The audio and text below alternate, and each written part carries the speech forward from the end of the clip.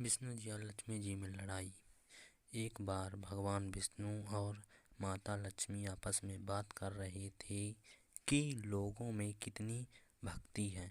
लोग हमेशा नारायण नारायण का जाप करते हैं, इसलिए सभी मेरी कृपा पाना चाहते हैं। तभी लक्ष्मी जी ने बोला कि नारायण नारायण तो करते हैं, पर वे आपकी भक्ति नहीं, वे मुझे पाना चाहते हैं। फिर विष्णु जी ने कहा कि अगर ऐसी बात है ना लक्ष्मी, तो लोग लक्ष्मी लक्ष्मी का जाप क्यों नहीं करते? वे हमेशा नारायण नारायण का जाप ही करते रहते हैं। तब फिर बाद में लक्ष्मी जी ने बोला कि हम आपस में क्यों लड़ रहे हैं, हम दोनों साथ में जाते हैं धरती लोक में और अपने भक्तों से पता करते हैं कि वे सबसे ज़्यादा किसकी पूजा करते हैं, आपकी या मेरी। फिर लक्ष्मी जी और विष्णु जी दोनों धरती लोक में आकर दोनों ने अपने भक्तों की परीक्षा ली।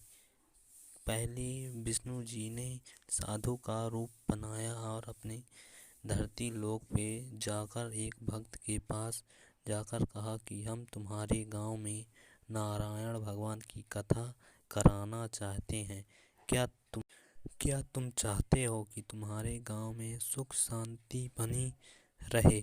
हम केवल नारायण नाम का ही कथा सुनाते हैं। और उधर लक्ष्मी जी ने बुढ़िया का भेष बनाया और एक महिला के पास जाकर कहा कि मुझे बहुत प्यास लगी है, तुम मुझे एक गिलास पानी दे दो।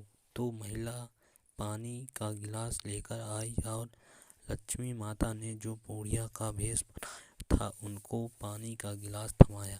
तभी उन्होंने पानी पिया और वह गिलास बाद में सोने की हो गई। और यह देख महिला ने पूरे गांव में यह बात बताई।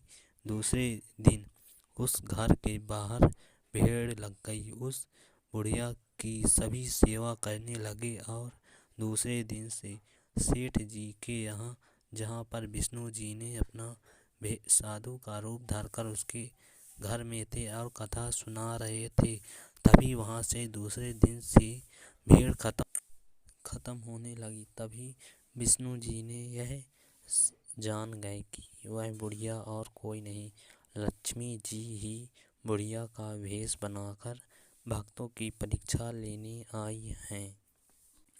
यह खबर सेठ सेठानी के पास भी पहुंची कि उनके गांव में कोई बुढ़िया आई है, जो कि उसके पास कोई शक्ति है, जिसके कारण वह पीतल या फिर स्टील के बर्तनों को सोने में बदल देती है। सेठ सेठानी दोनों उस बुढ़िया के पास गए और उनसे प्रार्थना की कि आप हमारे घर में चलकर रहिए। तभी उस बुढ़िया ने एक शर्त रखी कि जो साधु तुम्हारे घर में है, पहले उसको बाहर निकालो, तभी मैं तुम्हारे घर में आकर रहूँगी। ऐसा सुनकर सेठ सेठानी दोनों घर वापस लौटे और उस साधु का भेष धरे विष्णु जी को एक मंदिर में उसका आश्रम बनाया और वहीं पर उनका सामान रख दिया। तभी लक्ष्मी माता और विष्णु जी दोनों आपस में यह बातें कर रहे थे कि आपने देखा कि लोग कैसे मेरे पीछे पड़ गए हैं। विष्णु जी ने कहा, हाँ सच में लक्ष्मी, तुम्हारे पीछे लोगों की भीड़ लग गई।